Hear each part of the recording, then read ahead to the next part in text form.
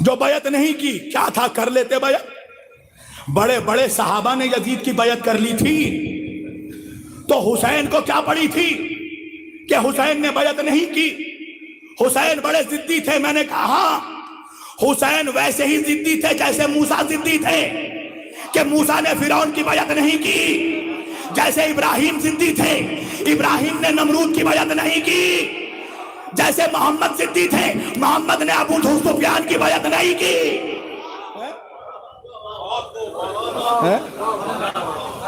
مولوی کہنے لگا جب سب نے بیعت کر لی تھی تو امام حسین نے بیعت کیوں نہیں کی؟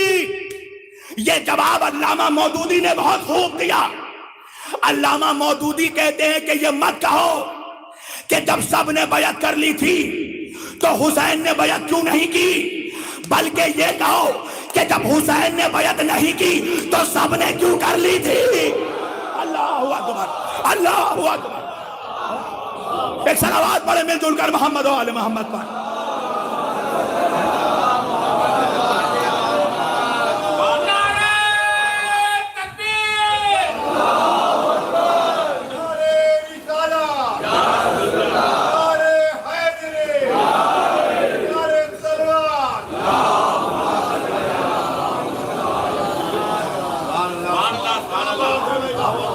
یہ کہو کہ جب حسین نے بیعت نہیں کی تو سب نے کیسے بیعت کر لی؟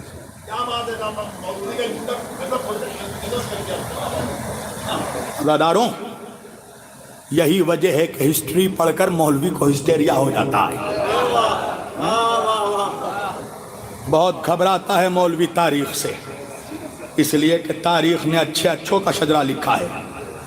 تاریخ نے یہ بھی بتایا ہے کہ کس کا کون باپ تھا۔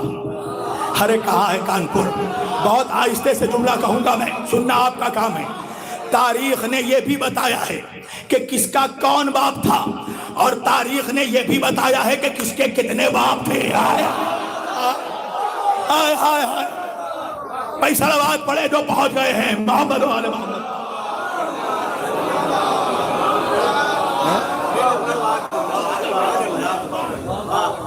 تاریخ نے سب کچھ بتا دیا۔ تو بھائی یزید کیا چاہتا تھا؟ یزید چاہتا تھا کہ سلطنت کے راستے سے شریعت ہٹ جائے، اس لیے کہ یزید کو معلوم تھا کہ میں جن کی سینچی ہوئی زمین پر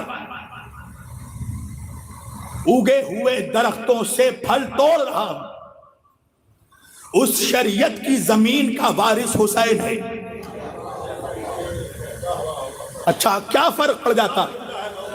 بھائی ساری دنیا نے، بڑے بڑے صحابہ نے یزید کی بیعت کر لی تھی، یزید بیٹھ جاتا، صرف حسین کی ضرورت کیوں تھی اس کی؟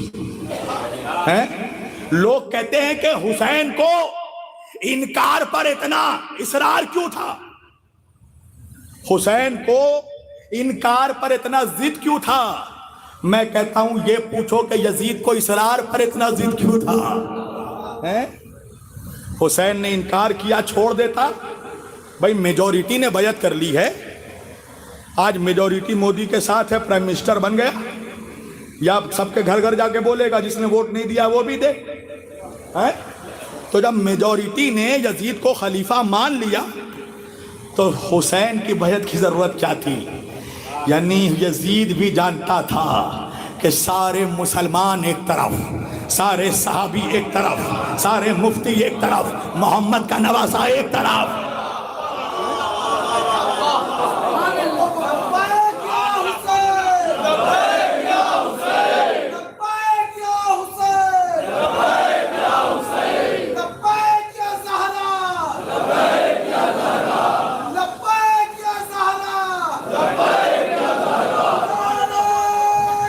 سب مل کر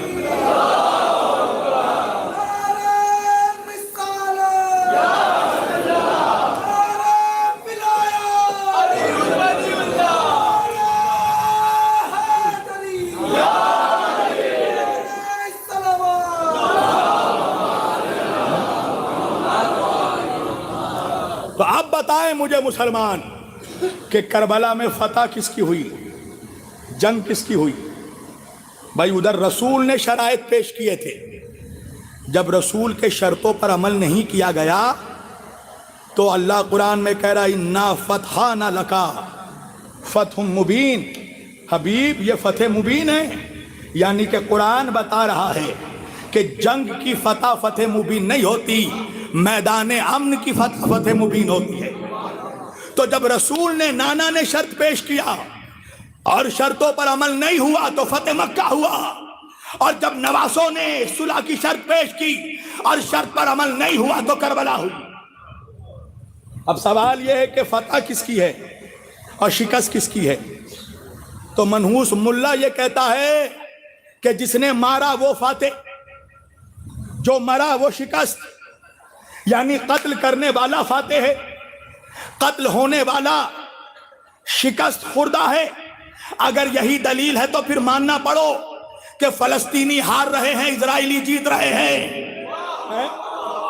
آج سامنے ہے پکچر، اسرائیل فلسطین کے مظلوم بچوں کو مار رہا ہے، تو کیا قتل کرنے کے بعد اسرائیل جیت گیا؟ کہ نہیں، قتل کر کے بھی اسرائیل ہار رہا ہے۔ کیوں؟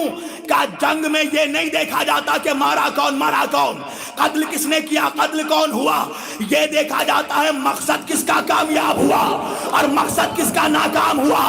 تو بھائی کربلا میں یزید کا مقصد تھا حسین بیعت کرے، کربلا میں حسین کا مقصد تھا بیعت نہیں کروں گا، تو اگر حسین بیعت کر لے تو یزید جیتا، اور حسین بیعت نہ کرے تو حسین جیتا۔ اگر یزید بیعت لے لے تو یزید جیتا، اور حسین بیعت نہ دے تو حسین جیتے۔ اسی لیے تو خواجہ کو کہنا پڑا، 4 مصرے کہے ہیں خواجہ نے، شاہ است حسین، شاہ است حسین، بادشاہ است حسین، یہ پہلا مصرع۔ اب میں آپ کی ذہانت کا امتحان لوں گا۔ پہلا مصرع، شاہ است حسین، بادشاہ است حسین، مصرے کا پہلا نمبر، مصرع نمبر 1، شاہ است حسین، بادشاہ است حسین۔ مصرع نمبر 2، دین است حسین، دی پناہ است حسین۔ مصرع نمبر 3، سرداد نداد، دست در دست یزید۔ مصرع نمبر 4، حقہ کے بنا لا الہ است حسین۔ خواجہ کی حکمت دیکھو، جس شعر میں حسین کا نام لیا وہاں یزید کا نام نہیں لیا، اور جس مصرے میں یزید کا نام لیا حسین کا نام نہیں لیا۔ اور دیکھو حکمت یہی ہے کہ پہلے نمبر میں مصرے نمبر 1 میں حسین کا نام لیا، مصرع نمبر 2 میں حسین کا نام لیا، مصرع نمبر 4 میں حسین کا نام لیا، مگر مصرع نمبر 3 میں یزید کا نام لیا۔ آئے آئے